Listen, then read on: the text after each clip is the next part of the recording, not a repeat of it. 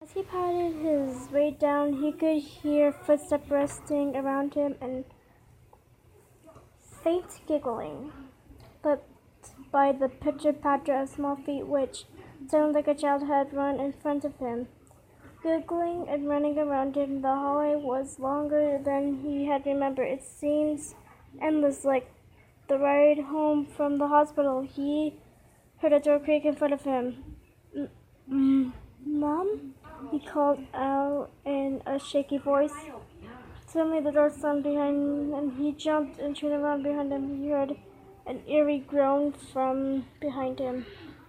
That sounded to croak right in his ear. He turned around as fast as he could and was suddenly face to face none other than his dead sister.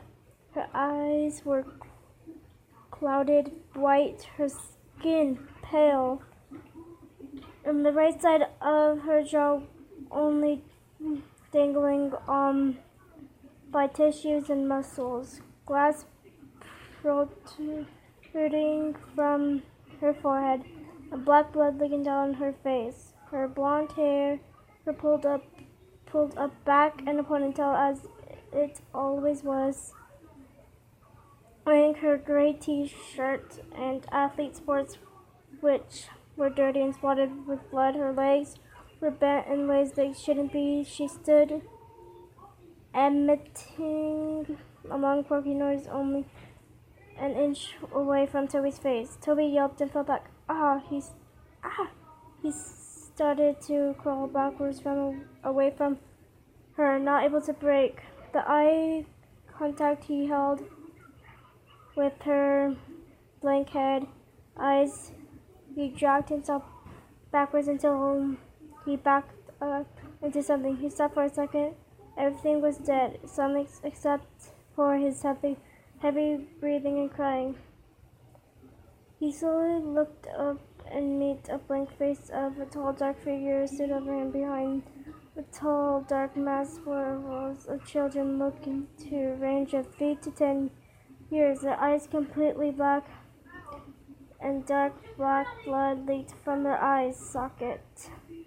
He screamed and stood up as fast as he could, only to be tripped by dark black tendrils that wrapped around his ankle. He fell straight on his stomach and got the wind knocked out of his chest.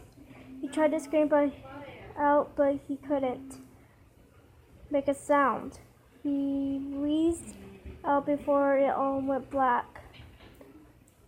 Toby woke up with a start. He screamed out loud and sat up as fast as he could. His shirt breathed in shafts with his bandaged hands.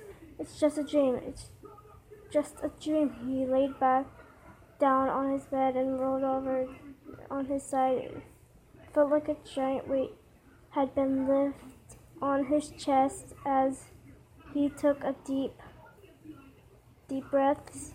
He stood up and padded over to his window. He said nothing. Nobody was out there. No ghosts, no figures, nothing. He heard the rustling coughing of his father out the doorway. His door was closed. He walked opened the door, looking out into the hallway once again. He padded down the hallway and into the kitchen, where he found his dad standing and having a smoke in their living room. Toby waited a second and watched him from around the corner before a burning feeling started deep inside his chest. Deep, boiling anger took over him. He heard the little imaginary voices in his head. Do it, do it, do it, they chanted.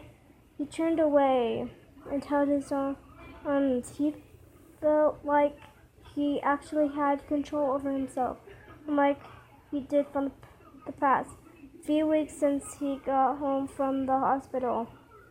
He actually had complete thoughts just for moments before they were concluded by chanting the little voices in his head. Kill him. He wasn't there. He wasn't there. Kill him. Kill him. They continued on. Toby trembled. No. No! He wasn't going to do it. What was he going? Crazy? No. He won't kill anyone. He can't. He hated his father, but he hated no way he was going to kill him. But he did no way that he was going to kill him. That was it. The last thought he had before he fell into an idle state. Once again, the influence of the voices in the head was too much. He began to silently walk behind his father. He reached over the counter to the knife holder in the kitchen and pulled out the largest knife that had been resting in the case. He gripped it in his hand and he felt a sensational take over his chest. He let out a snicker.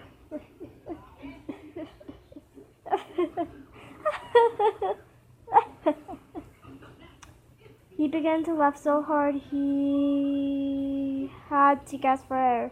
His father turned around abruptly before he felt a brutal force shove him to the floor.